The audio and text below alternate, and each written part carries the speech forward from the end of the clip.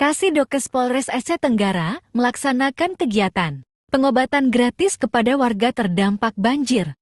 Lagi-lagi, Polres Aceh Tenggara melalui Kasidokes kembali melaksanakan kegiatan pengobatan gratis bagi warga terdampak banjir.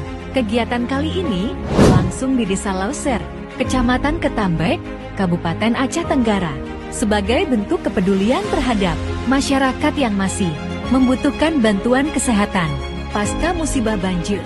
Dalam kegiatan tersebut, Kasidokes bersama tim kesehatan turun langsung menyusuri perumahan warga yang sulit dijangkau akibat kondisi pasca banjir.